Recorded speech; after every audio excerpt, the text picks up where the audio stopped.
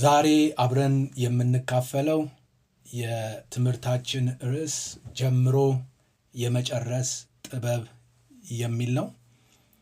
ከመጽሐፍ ቅዱስ ለዛሬ ትምህርታችን መነሻ እንዲሆነን ከአዲስ ኪዳን ላይ 3 የመጽሐፍ ቅዱስ ክፍሎችን በማንበብ ነው ዛሬ ትምህርታችንን የምንጀምረው።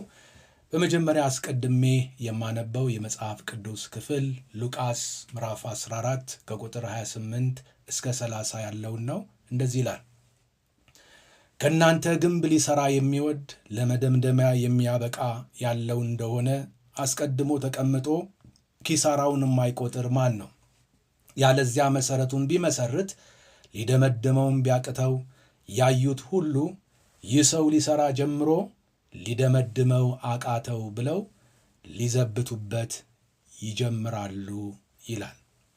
ሁለተኛ ጢሞቴዎስ ምዕራፍ 4 ቁጥር 7 እና 8 ላይ ደግሞ መልካሙን ገድል ተጋድያለሁ፣ ሩጫውን ጨርሻለሁ፣ ሃይማኖትን ጠብቄአለሁ፣ ወደፊት የጽድቅ አክሊል ተዘጋጅቶልኛል።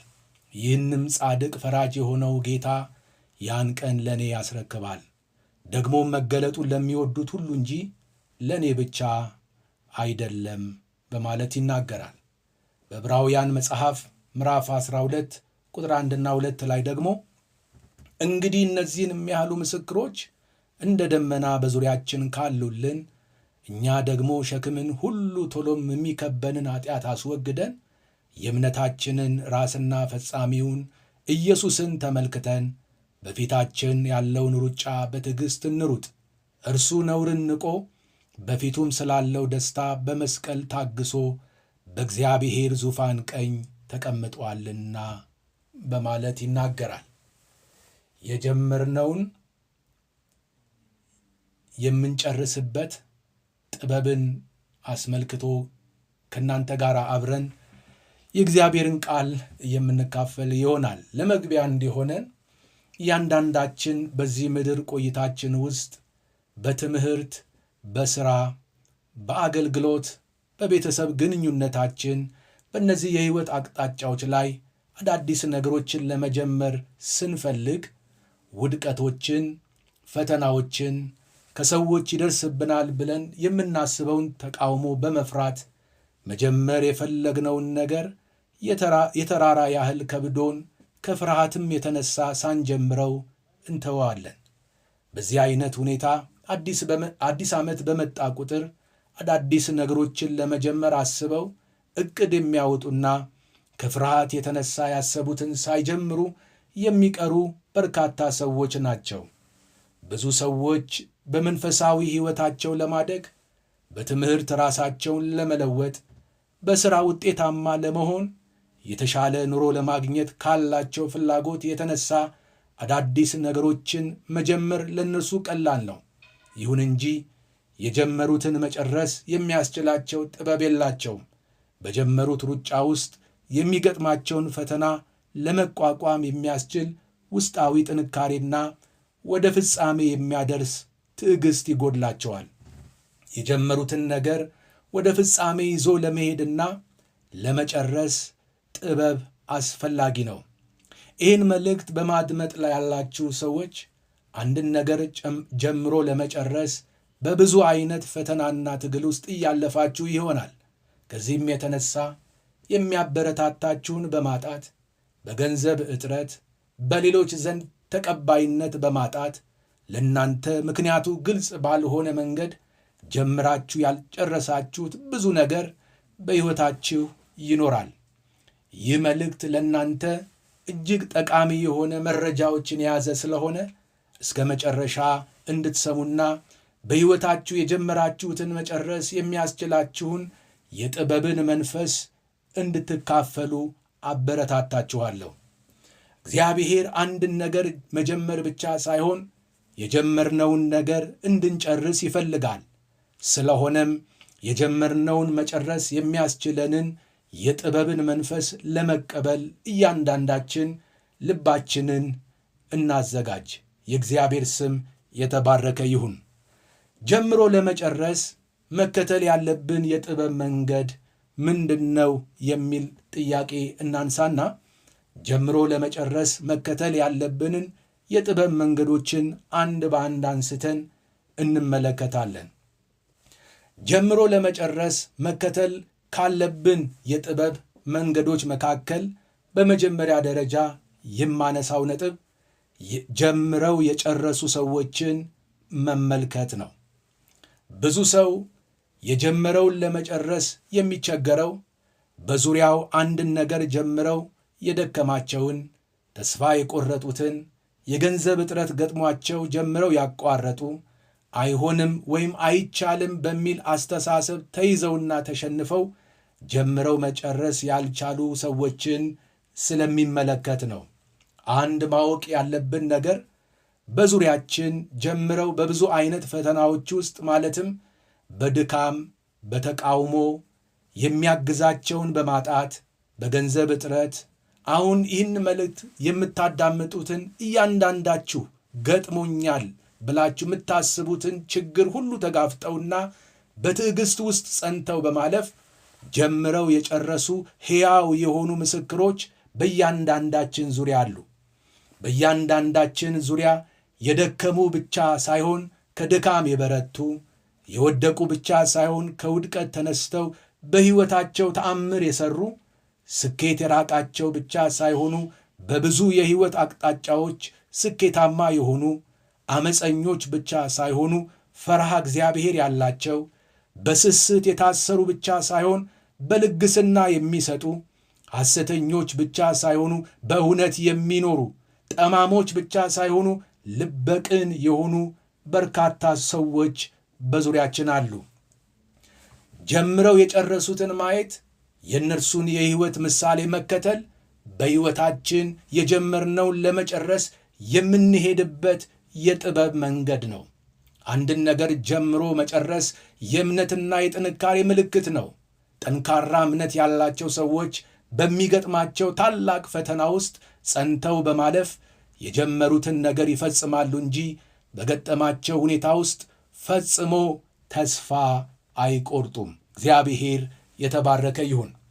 ጀምሮ ለመጨረስ መከተል ካለብን የጥበብ መንገዶች መካከል በሁለተኛ ደረጃ የማነሳው አንድን ነገር ስንጀምር በነበርንበት የተነሳሽነት መንፈስ መቀጠል ነው።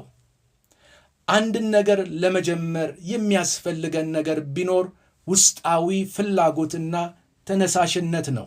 ብዙ ሰው አንድን ነገር ሲጀምር ታላቅ የሆነ ፍላጎት፣ ተነሳሽነትና ውስጣዊ ግለት አለው። ይሁን እንጂ በጊዜ ሂደት ውስጥ የተለያዩ ፈተናዎች ሲገጥመው ተነሳሽነቱ እየቀነሰ፣ ውስጣዊ ግለቱ እየቀዘቀዘ፣ ፍላጎቱ እየጠፋ ይሄድና በመጨረሻም ተስፋ ይቆርጣል። በመንፈሳዊ ግለት ተነሳስተን በጀመርንበት መንፈስ ወደፊት መቀጠል የጀመርነውን ለመጨረስ ልንከተለው የሚገባ የጥበብ መንገድ ነው። ይህን መልእክት የምታዳምጡ የተለያየ ፈተና ውስጥ ላላችሁ ወገኖቼ ለእናንተ መልእክት አለኝ። በጀመራችሁት ነገር ላይ ምን የገጠማችሁ ፈተና አለ? ከፈተና መውጫ መንገድን የሚያደርግ ጌታ ከእናንተ ጋር ስለሆነ ወደፊት በመሄድ የጀመራችሁትን ጨርሱ እንጂ ፈጽሞ አታቋርጡ። የጀመራችሁትን ለመጨረስ የሚያስችል የገንዘብ እጥረት ገጥሟችሁ ቢሆን እግዚአብሔር የሚያስፈልጋችሁን ገንዘብ እንደ ባለጠግነቱ መጠን ያዘጋጅላችኋልና የጀመራችሁትን ነገር በእጥረት ምክንያት አይቆምም፣ አይስተጓጎልም። የጀመራችሁትን ለመጨረስ የተለያየ ከቅርብም ይሁን ከሩቅ ተቃውሞና ተግዳሮት ገጥሟችሁ ቢሆን የጀመራችሁትን ነገር እንዴት መጨረስ እንዳለባችሁ አስቡ እንጂ ከተቃዋሚዎች በሰማችሁት ድምፅ አትፍሩ፣ አትናወጡ፣ አትደንግጡ። አንድን ነገር መጀመር ሁልጊዜም ቢሆን ደስ ይላል፣ መልካምም ነው። ነገር ግን የጀመሩትን ለመጨረስ እንደ ትዕግሥት፣ እምነትና መታዘዝ ያሉ የጥበብ መንገዶችን መከተል ይጠይቃል። የትዕግሥት፣ የእምነትና የመታዘዝን የጥበብ መንገድ ስንከተል በሕይወታችን የጀመርናቸውን ነገሮች በድል መጨረስ እንችላለን። እግዚአብሔር አምላክ የተመሰገነ ይሁን። ጀምሮ ለመጨረስ መከተል ያለብን የጥበብን መንገድ በተመለከተ የማነሳው ሦስተኛው ሐሳብ ሕይወትን በዲስፕሊን ማሰልጠን ነው።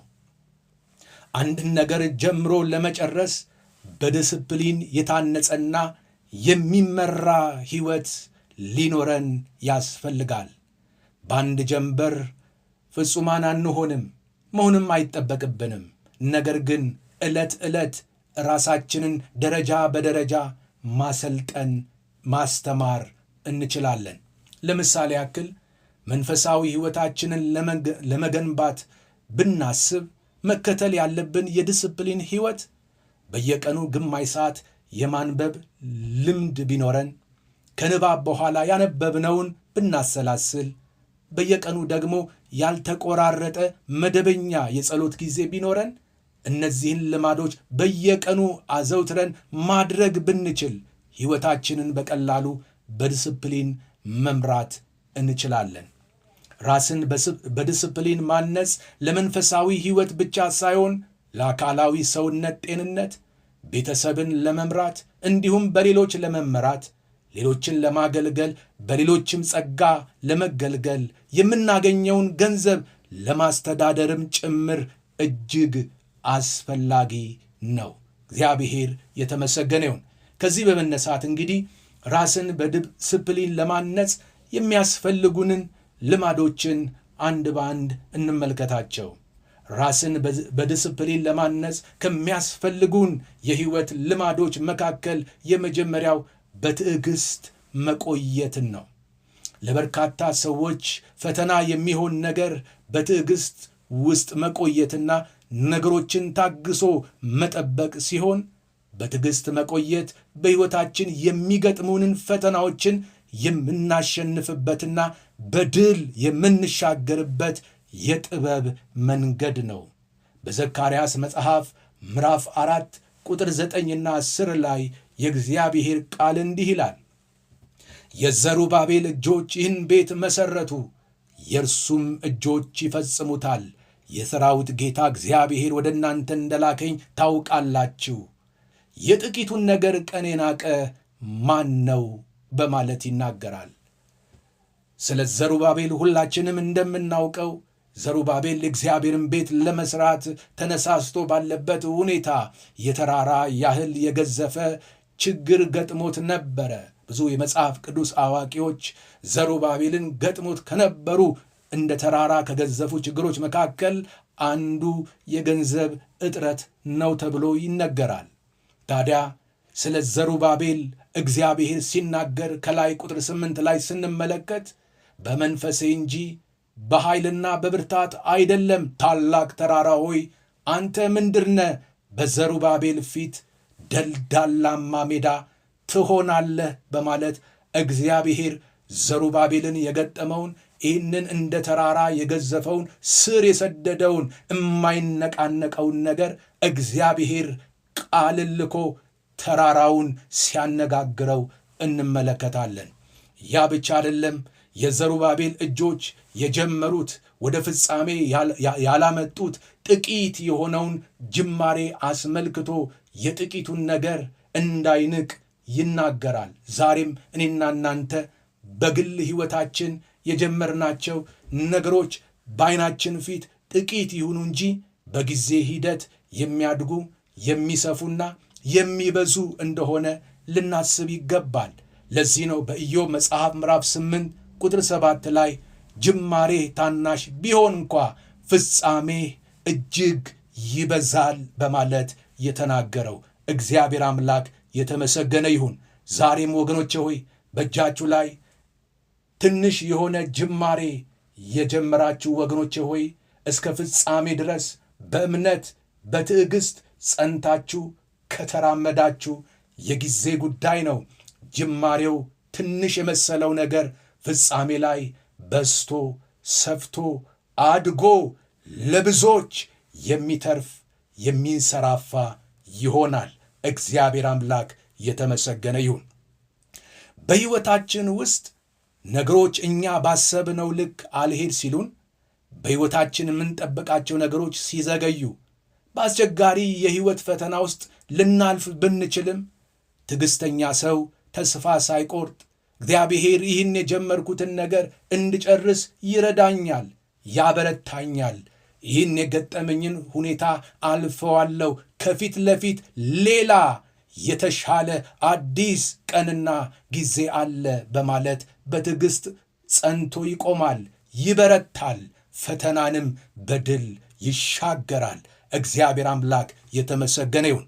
በዳንኤል መጽሐፍ ምዕራፍ 11 ቁጥር 32 ላይ ነገር ግን አምላካቸውን የሚያውቁ ሕዝብ ይበረታሉ ያደርጋሉም በማለት ይናገራል። እንግዲህ ወገኖቼ ሆይ በምንም አይነት ሁኔታ ውስጥ እያለፋችሁ ሊሆን ይችላል። ያንን የምታልፉበትን ሁኔታ ከታገሳችሁ፣ በዛ ውስጥ ወገኖቼ ሆይ ጸንታችሁ ከቆማችሁ፣ እየበረታችሁ ፈተናን ድል አድርጋችሁ በመሻገር እግዚአብሔር አምላክ ወዳሰበላችሁ የሕይወት ከፍታዎቻችሁ ላይ በድል ትደርሳላችሁ። እግዚአብሔር አምላክ የተመሰገነ ይሁን። ራስን ዲስፕሊን የማድረግ ልማድን አስመልክቶ የማነሳ ሁለተኛው ሐሳብ ምንድን ነው? በጸሎት መጽናትና መቆምን ነው። የእግዚአብሔር ቃል በአዲስ ኪዳን ላይ ሉቃስ 18:1 ላይ ሳይታክቱ ዘወትር ሊጸልዩ እንዲገባቸው የሚል ምሳሌን ነገራቸው በሚለው ታሪክ ውስጥ ያለውን ሐሳብ ስንመለከት ኢየሱስ ለደቀ መዛሙርቱ በዛ ታሪክ ላይ በጸሎት ውስጥ ጸንቶ ስለመቆም ያስተማረውን ትምህርት ነው የምናገኘው። ይሄ ትምህርት ለእያንዳንዱ ሰው በጣም ጠቃሚ ነው። ኢየሱስ ክርስቶስ ያስተማረው ትምህርት እንዲህ ይላል። በአንዲት ከተማ እግዚአብሔርን የማይፈራ ሰውንም የማያፍር አንድ ዳኛ ነበረ። በዛችም ከተማ አንዲት መበለት ነበረች። ወደ እርሱም እየመጣች ከባላጋራዬ ፍረድልኝ ትለው ነበረ እያለ ቀንም አልወደደም።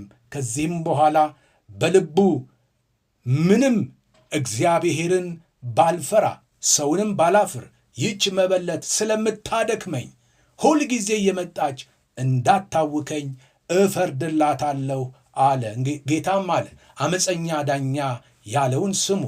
እግዚአብሔርን ከያስ ቀንና ሌሊት ወደ እርሱ ለሚጮኹ ለሚታገሳቸው ምርጦቹ አይፈርድላቸውምን?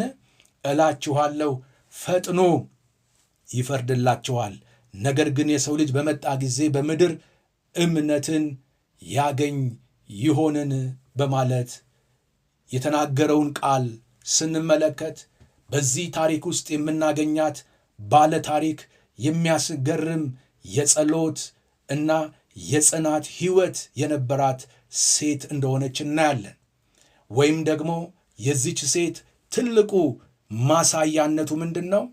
በጸሎት እና በእምነት ጸንቶ የመቆምን በረከት ልትሉት ትችላላችሁ፣ ድልን ልትሉት ትችላላችሁ። እና ይቺ ሴት ባላጋራ ነበራት፣ ክርክር ነበራት፣ ፍትህ ፈላጊ ናት።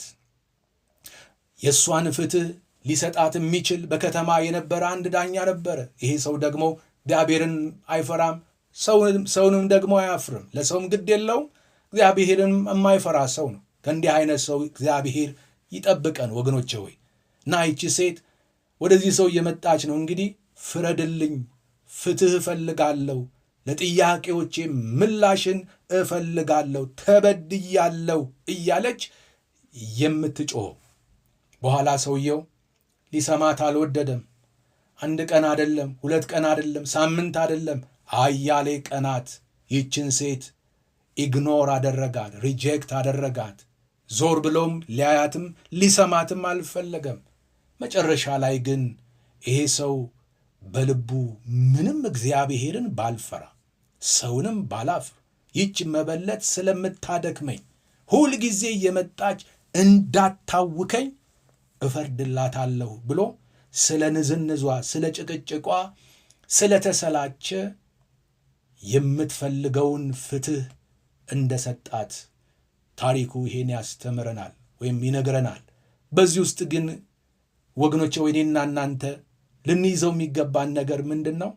ቀንና ሌሊት ያለመታከት በጸሎት በእምነት ጸንቶ በመቆም ማሸነፍ እንደሚቻል ነው።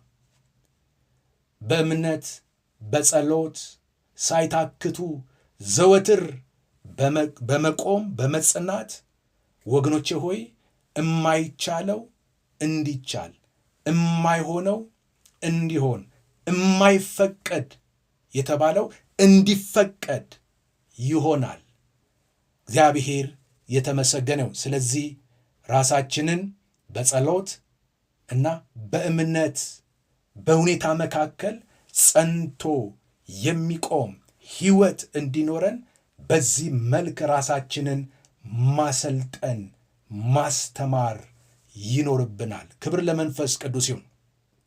ራስን ዲስፕሊን የማድረግን ልማድ አስመልክቶ ሊኖረን የሚገባ ልማድ ብዬ ያሰብኩት ሦስተኛ ማነሳው በመንፈስ ቅዱስ መመራትን ነው። የእግዚአብሔር ቃል በሮሜ መጽሐፍ ምዕራፍ 8 ቁጥር 14 ላይ በእግዚአብሔር መንፈስ የሚመሩ ሁሉ እነዚህ የእግዚአብሔር ልጆች ናቸውና በማለት ይናገራል። የእግዚአብሔርን ልጆች ከሌሎች ሰዎች የተለየ ከሚያደርጓቸው በርካታ መገለጫዎች መካከል ዋነኛው ነገር ምንድን ነው? በእግዚአብሔር መንፈስ መመራታቸው ነው። የእግዚአብሔር መንፈስ በሕይወታችን ጀምረን የምንጨርሳቸውን ነገሮች ከመጀመሪያ እስከ ፍጻሜ ድረስ ሊመራንና አቅጣጫዎችን ሊያሳየን በእኔና በእናንተ ውስጥ አለ። መንፈስ ቅዱስ በውስጣችን ነው። በውስጣችን ያለው ይሄ መንፈስ ዕለት ዕለት የሚመራ ምሪት የሚሰጥ አቅጣጫዎችን የሚያሳይ የእግዚአብሔርን ሐሳብ ፈቃድ ምን እንደሆነ የሚገልጥ የሚናገር መንፈስ በውስጣችን አለ። መንፈስ ቅዱስን ከውስጣችን ሲናገረን ከሰማ ነው፣ ሲመራን ከተከተል ነው። ወገኖቼ ሆይ ሕይወታችን በበረከት የተሞላ ነው። መንገዳችን የድል መንገድ ይሆናል። በሕይወታችን ላይ ተአምራቶች ይበዛሉ። እግዚአብሔር የተመሰገነ ይሁን። ስለዚህ በሕይወታችን በመንፈስ ቅዱስ የመመራት ልማድ ልናዳብር ያስፈልጋል። ራስን ዲስፕሊን የማድረግን ልማድ አስመልክቶ ሌላ አራተኛ ማነሳው ነጥብ በዚህ ውስጥ ምንድን ነው? እምነትን ነው። ስለ እምነት በጣም አስፈላጊ ነው ወገኖች። በዚህ ዘመን በተለይ የሰው ልጅ ሊመጣ ባለበት ጌታ ኢየሱስ ክርስቶስ ተመልሶ ሊመጣ ባለበት በዚህ በፍጻሜ ዘመን ላይ ከሚጠፉ ነገሮች መካከል ወገኖቼ ሆይ እምነት አንዱ ነው። ሰው እምነት ያጣል፣ መተማመን ይጠፋል። በእግዚአብሔር ላይ መተማመን ሰው ያጣል፣ እምነትን ያጣል።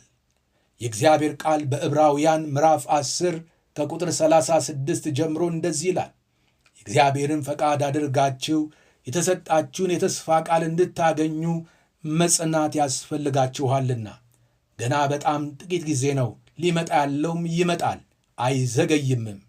ጻድቅ ግን በእምነት ይኖራል። ወደ ኋላ ቢያፈገፍግ ነፍሴ በእርሱ ደስ አይላትም።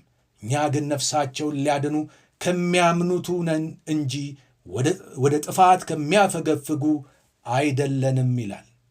እዚህ ላይ ወዳጆቼ ጀምሮ የመጨረስ ጥበብ ያላቸው ሰዎች በውስጣቸው የእግዚአብሔርን ድምፅ መስማት፣ እግዚአብሔርን በመተማመን መራመድና በፈተና ውስጥ በእምነት ጸንቶ መቆምን በሕይወታቸው የተለማመዱ ስለሆነ በዙሪያቸው የሚሰሙት የተለያየ ጩኸት አያውካቸውም፣ አያስደንቃቸውም፣ አያስቆማቸውም። እግዚአብሔር የተባረከ ይሁን። ለዚህ ማሳያ የሚሆነን አንድ ታሪክ ልንገራችሁ። ይሄ ታሪክ የሚገኘው በሐዋርያት ሥራ መጽሐፍ ምዕራፍ 28 ከቁጥር 1 እስከ 6 ነው። እንዲህ ይላል።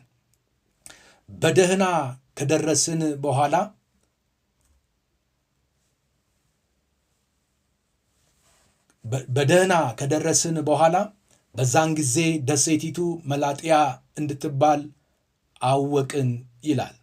እንግዲህ የደሴቲቱ ስም መላጥያ ነው። የአሁን መጠሪያ ስሟ ማልታ ነው። ቁጥር 2 ላይ አረማውያንም የሚያስገርም ቸርነት አደረጉልን፣ ዝናብ ስለሆነም ስለ ብርዱ እሳት አንድደው ሁላችንን ተቀበሉን። ጳውሎስ ግን ብዙ ጭራሮ አከማችቶ ወደ እሳት ሲጨምር እፉኝት ከሙቀት የተነሳ ወጥታ እጁን ነደፈችው። አረማውያንም እባብ በእጁ ላይ ተንጠልጥላ ባዩ ጊዜ እርስ በርሳቸው ይህ ሰው በእርግጥ ነፍሰ ገዳይ ነው፣ ከባሕር ስንኳ በደህና ቢወጣ የእግዚአብሔር ፍርድ በሕይወት ይኖር ዘንድ አልተወውም አሉ። እርሱ ግን እባቢቱን ወደ እሳት አራገፋት፣ አንዳችም አልጎዳችውም። እነርሱም ሊያብጥ ወይም ወዲያው ሞቶ ሊወድቅ ነው ብለው ይጠባበቁት ነበረ። ብዙ ጊዜ ግን ሲጠባበቁ በእርሱ ላይ የሚያስገርም ነገር ምንም ባላዩ ጊዜ ይህስ አምላክ ነው ብለው ሐሳባቸውን ለወጡ በማለት ይናገራል።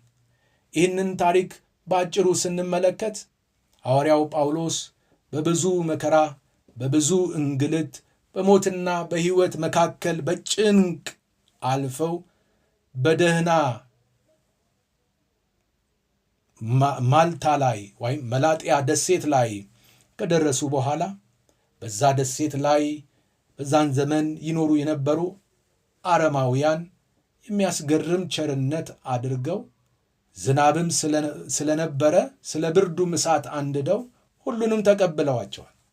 በዚህ ጊዜ ታዲያ ጳውሎስ ከሁሉ መካከል ብድግ ብሎ ጭራሮ እየሰበሰበ ወደ እሳት ውስጥ ሲጨምር ከጭራሮ ጋር ተመሳስላ የነበረች እፉኝቷ ከሙቀቱ ኃይል የተነሳ ወጣችና እጁን ነደፈችው። ጳውሎስ እያደረገ ባለው ነገር መካከል የተከሰተው ነገር ያንን ባዩ ሰዎች መካከል ያስነሳው ድምፅ ነበረ። ድምፁ ምንድን ነው? እባብ በእጁ ላይ ተንጠልጥላ ባዩ ጊዜ እንዲህ አሉት፣ ይህ ሰው በእርግጥ ነፍሰ ገዳይ ነው አሉት። ጳውሎስ ነፍሰ ገዳይ አልነበረም። ያለ ስም ተሰጥቶታል። ያለ ግብሩ ወገኖቼ ሆይ ሰዎች ነፍሰ ገዳይ ብለው ተናግረውታል። ይህንን እየሰማ ምንም አላለም። ስለ ራሱ ለማስረዳት ምንም የሞከረው ነገር የለም። እነሱም እግዚአብሔር ፈርዶበታል፣ ይሄ ሰው እኛን እንኳን ቢያታልለን ከእግዚአብሔር ማምለጥ አልቻለም፣ እግዚአብሔር በሕይወት እንዲኖር አልፈቀደለትም፣ ይሄ ሰው መሞት ያለበት ነው ብለው የሞት ፍርድ ጭምር ተሰብስበው ፈርደውበታል። በዚህ ሁሉ ውስጥ ወገኖቼ ሆይ ጳውሎስ አልተጨነቀም፣ አልደነገጠም፣ አልተናወጠም። እጁ ላይ ተንጠልጥላ የነበረችውን እባብ ወደ እሳት አራግፎ ጣላትና እሱ በሕይወት መኖር ቀጠለ። እግዚአብሔር የተመሰገነው። የምትጎዳዋ አልጎዳችውም፣ የምትገድለው አልገደለችውም። በኋላም ሰዎቹ መጠባበቅ ጀመሩ። ሊያብጥ ነው፣ ወድቆ ሊሞት ነው ብለው ሲጠባበቁ ምንም በእርሱ ላይ የሚያስገርም የተለየ ምልክት ባላዩ ጊዜ ሐሳባቸውን ወዲያው ቀየሩና ይህስ አምላክ ነው ብለው ጮኹ። እንደገና በመጀመሪያ ንግግራቸው ነፍሰ ገዳይ ያሉ ሰዎች ነፍሰ ገዳይ ባሉት ጊዜ ያልደነገጠው ጳውሎስ ይሄ ሰው አምላክ ነው ብለው እንደገና ሐሳባቸውን ቀይረው ሲናገሩ ይሄም አላስደነቀው። ሰዎች እንደየሁኔታው ሐሳባቸውን ይለውጣሉ፣ ንግግራቸውን ይቀይራሉ። እንደ ሁኔታ በሚቀያየሩ ትውልድ መካከል ስንወጣና ስንገባ በምናየው በምንሰማው በሚደረግብን ነገር መደነቅም መደንገጥም መናወጥም አያስፈልግም ወገኖቼ ሆይ እግዚአብሔር ከእኛ ጋር ነውና እግዚአብሔር የተመሰገነ ይሁን። ስለዚህ በዚህ መልክ ራሳችንን ልናሰለጥን ያስፈልገናል። ክብር ለመንፈስ ቅዱስ ይሁን። ጀምሮ ለመጨረስ መከተል ያለብንን የጥበብን መንገድ በአራተኛ ደረጃ የማነሳው ነገርን ጀምሮ መጨረስ የሚያመጣውን የበረከት ምርኮና ክብርን ማሰብ ነው። ዛሬ ላይ በሕይወታችን የምናደርጋቸው ነገሮች ከፊት ለፊታችን ባሉ ዘመናት የሚያመጡት ውጤት የበረከት ምርኮ፣ ክብርና የከፍታ ሕይወት አለ። ጀምሮ መጨረስ በሕይወት ላይ ይዞት የሚመጣውን የበረከት ምርኮ፣ ክብር እንዲሁም የከፍታን ሕይወት ማሰብ ወደ ፍጻሜ ለመገስገስና የጀመርነውን ለመጨረስ ኃይልና ብርታት ይሆናል። ይህ የምንኖርበት ዓለም ወገኖቼ ሆይ አንድን ነገር ስንጀምር በተቃውሞ ይጮህብናል። የሚችለውን ያህል ለማድከም ይታገላል እንጂ አያበረታታንም፣ አይዟችሁ አይለንም። እግዚአብሔር ካንተ ጋር ነው፣ ካንቺ ጋር ነው ብሎ ዓለም ምስክርነት ሊሰጠን አይችልም። ነገር ግን በጽናት ውስጥ ሆነን የጀመርነውን በጨረስን ጊዜ እኛን ለማድከም በዘረጋው እጁ ተገዶም ቢሆን ማጨብጨብ ይጀምራል። በተቃወመበት አንደበቱ እግዚአብሔር የረዳን ሰዎች እንደሆንን ይመሰክራል። ወገኖቼ ሆይ ስለዚህ ዓለም በእኛ ላይ የሚጮኸውን ጩኸት ሰምተን መረበሽ አያስፈልግም፣ መደንገጥ አያስፈልግም። ከዓለም የሚሰነዘርብንን ጡጫ ወገኖቼ ሆይ እያሰብን ወደ ኋላ ማፈግፈግ የለብንም። እግዚአብሔር በሕይወታችን ውስጥ የጀመራቸውን ነገሮች ጸጥ ብለን ዝም ብለን ዋጥ አድርገን ፈተናዎችን፣ መከራዎችን፣ ችግሮችን ሁሉ ታግሰን የጨረስን ዕለት አጨብጫቢው ይበዛል። አመስጋኙ፣ አሞጋሹ፣ አወዳሹ ያኔ ይበዛል።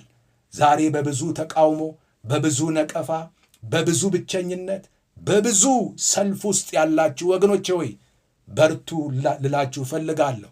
አይዟችሁ ልል እፈልጋለሁ። ማንም ላያበረታችሁ ይችላል። ማንም አብሯችሁ ላይቆም ይችላል። ማንም ወገኖቼ ሆይ ከእናንተ ጋር ላይራመድ ይችላል። ነገር ግን አንድ አለ፣ የበረታ የመከራ ቀን ወዳጅ፣ በአስቸጋሪ ሁኔታ ውስጥ የማይለይ ነገሮች ሲጨላልሙ ብርሃን ሆኖ የሚመጣ በጎደለን ነገር ሙላት የሚሆን በሚቃወሙን ፊት ሞገስ የሚያበዛ ስሙ የነገሥታት ንጉሥ የጌቶች ጌታ ኢየሱስ ክርስቶስ ይባላል። ሃሌሉያ! እግዚአብሔር አምላክ የተመሰገነ ይሁን። ሕይወትን የጀመርነው በሱ ነው። ሕይወትን የምንራመደው በሱ ነው። የምንኖረው በሱ ነው። የምንጨርሰውም ከእርሱ የተነሳ ነው። እግዚአብሔር አምላክ የተመሰገነ ይሁን። ወደ መጨረሻ ሐሳብ እንምጣ። የጀመርነውን መንፈሳዊ ሩጫችንን ስንጨርስ የምናገኛቸው ክብርና የበረከት ምርኮችን ጥቂት ላንሳ። ከምናገኛቸው የበረከት ምርኮና ክብሮች መካከል አንደኛው የክብር አክሊል ነው። ሁለተኛ ጢሞቴዎስ 4:7-8 ላይ ሐዋርያው ጳውሎስ በመጨረሻ የሕይወት ምዕራፉ ላይ ሆኖ የተናገረውን ነገር ሲጨርስ የተናገረውን ነገር ለሁላችንም የሚያበረታታ ቃል ስለሆነ እሱን ላንብብላችሁ። እንዲህ ይላል፣ መልካሙን ገድል ተጋድያለሁ። ዋው! ለካ በመልካም መጋደል አለ፣ ደግሞም መልካም ባልሆነ መንገድ የሚጋደልም አለ። ለእግዚአብሔር ክብር የሚኖር አለ፣ ለራሱ ጥቅም የሚኖር አለ። ለእግዚአብሔር ፈቃድ ተለይቶ የሚኖር አለ፣ ለዚህ ዓለም ሐሳብ ተለይቶ የሚኖር አለ። ጳውሎስ ሲደመድም እንዲህ አለ፣ ወደ ኋላ መለስ ብሎ የሮጠውን ሩጫ